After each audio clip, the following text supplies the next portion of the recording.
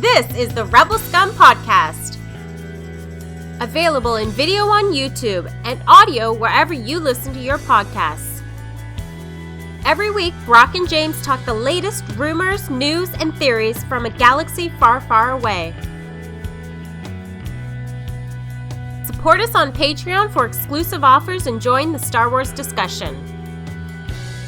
Patreon.com/RebelScumPodcast. Here are your hosts, Brock and James. You are always scum. Rebel scum. No, I liked what they did where it's just like, here's a K2SO robot or droid, and it's like, that's cool. You're like, oh, and then it's like, no, not yet. And it's nice, like, I think that scene where Cassian's getting throttled by the K2SO droid, like maybe they'll flash back in season 2. I think it's nice. Maybe it's like they won't get along at first because of that. So I saw an article with Tony Gilroy where he said there's my hand right there. I saw an article with Tony Gilroy, and he said season 1 was kind of about his commitment to the cause, and season 2 would be more about Cassian becoming a leader. Is that Gatsby? yeah, the UPS truck just pulled up. I was like, what the heck's that? Bing. No, that's Look, yeah, no. So Cassian's going to be more of a leader in season 2. He's going to learn how to become a leader, which obviously is where we meet him in Rogue One. It sounds like they have it all good to go. Heidi Feder, executive producer Heidi, mentioned that Gilroy wanted this to be 5 seasons, which is what I believe was the original report. And then Diego Luna said he only wanted 2 seasons, so they decided to make it 2. So obviously we're going to get those 3 episode arcs. Have you had a chance to watch Andor yet all the way through, Brock? No, I haven't watched anything since the last time I talked about it. I think I'm going to watch it before the end of the holidays. No, it's great. And like, again, watching Last Jedi makes me really think about Andor's, like, a lot of like rewatching that movie after watching Andor, it's like all their plans are like based on like, maybe we'll just make it. Like Paige dropping all the bombs on the Dreadnought is just like, if she hadn't done that, they would have been screwed.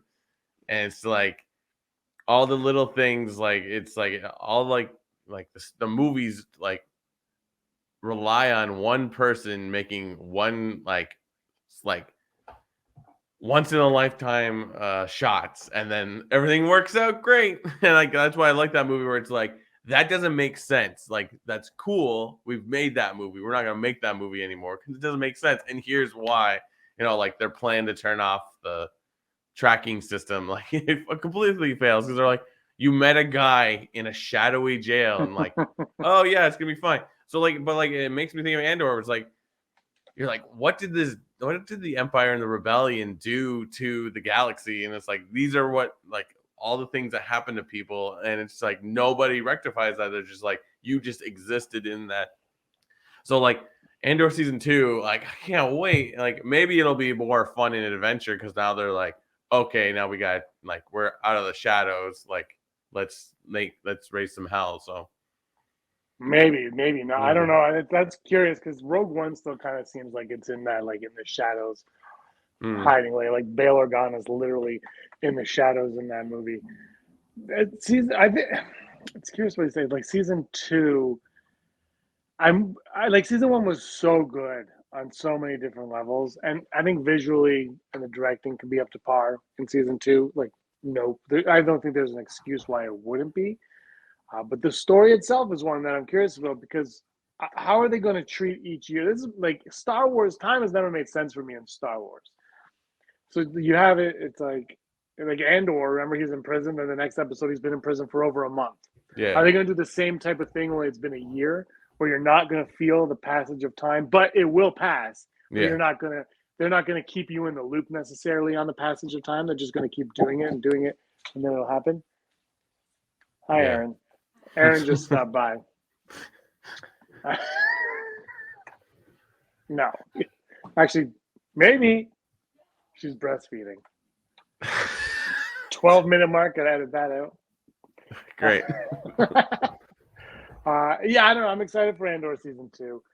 it's going to have there's a lot going on for it. I think the galaxy, one thing that I hope they continue down the path on is the Empire, and I mean, obviously they will, but the Empire and the Rebellion, and how obviously the Empire is bad, right? Obviously the Empire is bad, but you start to see like the Rebellion's not necessarily good. They're doing things for the greater good, but in the eyes of someone who is loyal to the Empire, you could see how the rebellions could be freedom fight, like it could be terrorists in a way, So I think the way they're handling that is magnificent, and I hope they continue that, and I hope they up the antes on that as well. Yeah, no, absolutely. Like it's just like, yeah, they don't really have to make this show about like the prequel to Rogue One. Like the characters, like um I can't remember any of the characters' names, but the Imperial characters we follow, and then Andor and his crew. It's just like, this is awesome, and it's like there's so many things that haven't really been resolved yet. Like what exactly is going on between him and Bix, and like, is he gonna find his sister? Like, what is Luthen? Like, everyone I talk to that's like watched that show is like, is he a Jedi? And I'm like, well, that's the typical internet answer to everything. Yeah. But like, there's so much, and it's just like, when is it gonna start falling apart? Because like, call the Empire whatever you want, they are very good at what they do when given the chance. So yeah, absolutely, and I mean, if it even falls apart for them, right? Like the whole falling apart could be Rogue One. Rogue One could be the falling apart of the Empire in a lot of ways. They're so good. The Empire, you see how tactical they are in this, and smart, and it's kind of like every character is like a mini Thrawn almost that works for the Empire. I love it. I think that's good though. We need more of that. We need it all. But the way it's a prequel to Rogue One is it doesn't necessarily even need to be, like you say, like a prequel necessarily, in that it shoves things in your face from Rogue One. yeah, It just needs to get you to that point. yeah. It's going to end, I believe Gilroy said it's going to end 5 days before Rogue One. So basically, it's just got to get us to that point. And if they can do it organically, you're not going to notice this or that, because everyone complains, there's no fan service. Well, but it's all Rogue. There's a ton of Rogue One fan service in this one. And I've always looked at it more of a Rogue One movie than a Star Wars movie. Like like Mandalorian is a Star Wars movie. There's no doubt about that. Whereas this one's like, this is a story about these people in Rogue One. It's isolated. It's nice and isolated in that. Yeah. For the Empire, it's bigger, but as a story itself, it's a nice, small, isolated story. And I think that's the best part, is even though at the end, the galaxy is in danger, the entire galaxy is in danger because of this Death Star. This show isn't about that. This show is about little things that lead to that big thing. Yeah. No, it's man, it was such a great show. I can't wait for season. Have they announced when that's coming out? I know we've probably they're shooting now. Shooting now, but no release date as of yet. There's no release date. I'm guessing it's 2024 at the earliest, because the release date now, there's Bad Batch, Ahsoka, Mando 3, and Skeleton Crew are all, and Vision Season 2 are all coming out this year. There's a lot of Star Wars coming out this year, so I don't think anyone needs to panic, hit the panic button on Star Wars content. You're going to get enough of it, and hopefully it's all fun, and hopefully it's all, what Andor proved is it could be the same but different, the same but different. And, exactly. And hopefully we get more of that. But again, I mean, if you're doing if your show is in the Mando universe, you kind of want it to be in the Mando universe. And if your show's in the Rogue One universe, like Acolytes, and Acolyte's coming out, I think, at the end of the year. So there, like, that's for me is still the one that I'm not sure. Like, I'm like, how is this going to look? Because I think the Mando stuff all looks great for the Mando stuff, and Andor looks great there. But what is the Acolyte? How, like, right now it's looking more like it's Mando style, like with all the costumes and the sets and stuff. It's starting to look more on Mando. But I mean, we haven't seen any footage. We haven't seen how it looked, right? Andor might have looked like Mando if we saw some, pixelated pictures on set as well. Yeah, it's I don't know. It's like, it's good times. But I'm optimistic. I think they should put a lot of resources into Andor. I think like there's stuff in there that you could get more other like media involved, maybe a book or a comic. And granted, I don't want to be oversaturated, but like Star Wars has always been about all those little extra details, so it's like, why not? Like, I don't know, don't do something that's expensive to make it, but like, yeah, throw a Luthen in some kind of comic or something like that. I don't know. It can't hurt. No, definitely not. The problem is if you throw in a comic, Gilroy is definitely not going to care what you put in a comic unless he tells those comics. But that's the thing. Maybe if they do a comic, maybe the people that create these characters or have like their own interpretations of them, maybe they help work on the story Yeah, of exactly. what you're going to get in print Yeah. and whatnot. The argument, I guess, is if you do it the other way, do you still have the people who create them in the comic work on the shows and the movies? It's not a bad idea. Yeah. But I think you need to have.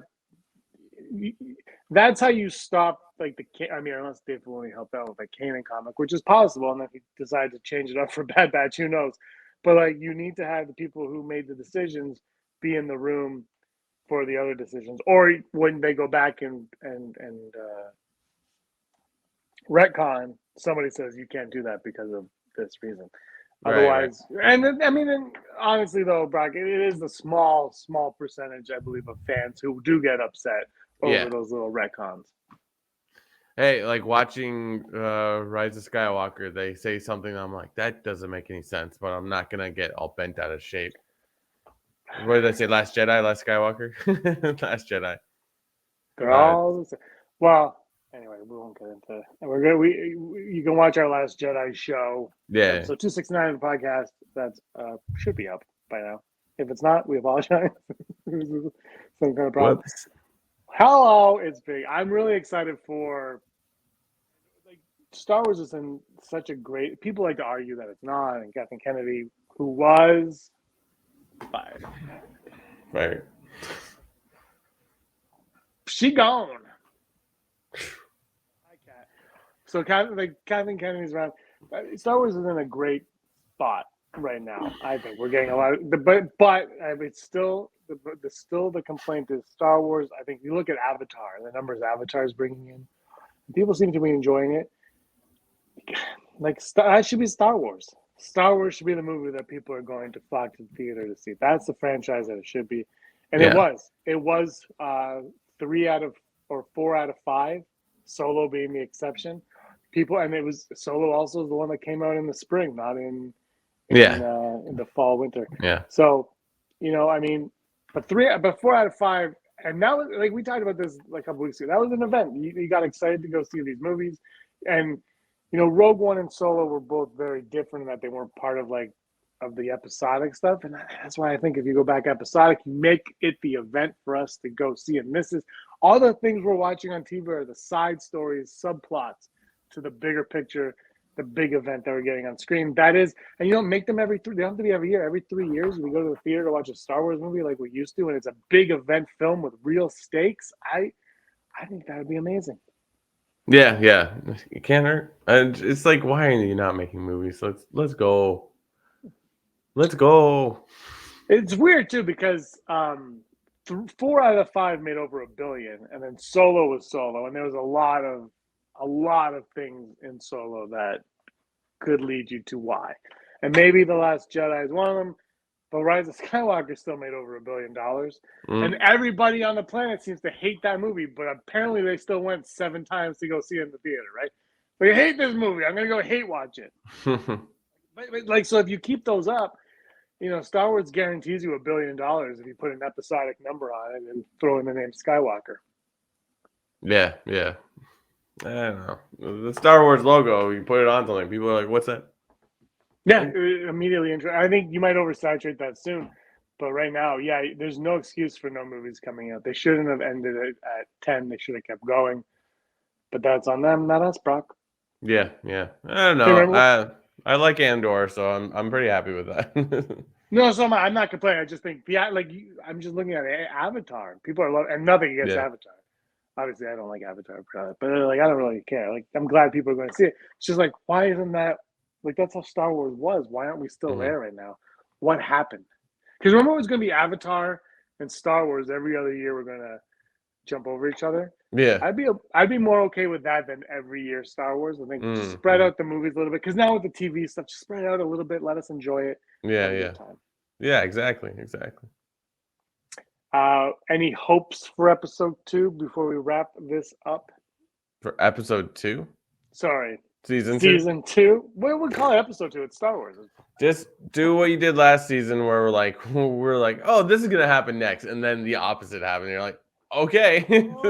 Yeah, that was I forgot that's how the show worked. Yeah. Like you're on the road with them.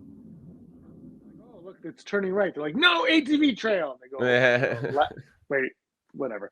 Yeah, that was fantastic. My hope, Brock, is that Keno Lloyd never comes back. Oh wow. I know, and I love Keno Lloyd, and I think Andy Serkis was awesome in the role. But his that ending for him is so much more powerful if he never comes back. If he remains dead, it's like he knew, because the whole episode, it's like I remember watching it and I was so confused with his character that episode. And I don't know if it's because I forgot or just wasn't aware, but I'm like, why is he so terrified? Like, he wants to do this, and every time he would have a speech, he'd be hesitant on it. I was like, what is going on? And then at the end, it's like, oh, he knew he was going to die. Like, he knew he was going to die, but he did that for the greater good. He did that for everybody else. And I think if you bring him back, it takes away that heroic moment for Keno Lloyd. Right. I really like it. And it takes away from the rebellion as a whole, right? Because that's kind of what the rebellion is about, is like sacrificing yourself and everyone else for that. And it also juxtaposed with Luthen, who would sacrifice another person for the sake of the rebellion and himself and his insiders and all that. And I just thought the way they handled the storylines in this season was phenomenal. Yeah, it was. The beauty of Andor is that you got introduced to a new group of people every couple episodes, and even the small characters that aren't moving with and Cassian to the next thing, you're still engaged with them. You're they had a 1 episode arc or something like that. You were these people are relatable and interesting. So it's sort of I'll remember that character's name because oh wow, it was really powerful when they did whatever. So it's the show is great for that specifically, where you're just this is not about one character. Who cares about Cassian Andor? It's more about what's happening in the galaxy. It's great. I love it. And we're just using him to see it through his eyes. Yeah. And and the thing is, when those characters weren't in an episode, you didn't miss them necessarily because there was so much other things going on. Yeah, exactly. You would go back to them the next week. You're like, oh yeah, I like these guys. That's fine. Yeah. And there's so much going on. It was all, for me, all very interesting, and I do want more of it. Again, it just comes down to, and The Mandalorian as well. And I think Book of Boba Fett, but everyone will disagree. I feel like the shows are very well plotted out. They know where they're going. You never feel like, I haven't, except for I think Obi-Wan when Leia got kidnapped 27 times. That's the only time I felt like they was maybe stumbled and they're like, oh, we got to do this. It's that's the only time I think. But for the most part, they felt like they've, and I think Obi-Wan too, though, they all have a lot of care put into them, and there's a lot of thought around them. And whether you like them or not is whatever, it's subjective. But I do feel like everything we've gotten out of Star Wars since the movies has been in good hands. Right. Absolutely. My cat's hunting me. All right, Brock, you want to wrap it up? Let's do it. We got New Year's parties to go to tomorrow. Big. Yay. I'm going to Dick Clark's New Year's Rockin' Eve in New York. I'm going to go to New York. No, I'm not. I'm going to stay home and probably fall asleep before midnight. We'll see what happens. Nice. You're probably working. No, I'm not. I'm off for 2 weeks. Sweet. All right. Well, this has just been Unleashed. It's been a lot of fun talking Andor. I think we're back tomorrow with the top 5 of the year. I don't know. We'll figure that out. What is happening? He's Brock. I'm James. And until next time, he was always Scum. Rebel Scum. Hey, scumbags. Thanks for watching. Don't forget to give us a thumbs up on our video. As always, please subscribe to our YouTube channel, Rebel Scum Podcast, for all the latest videos.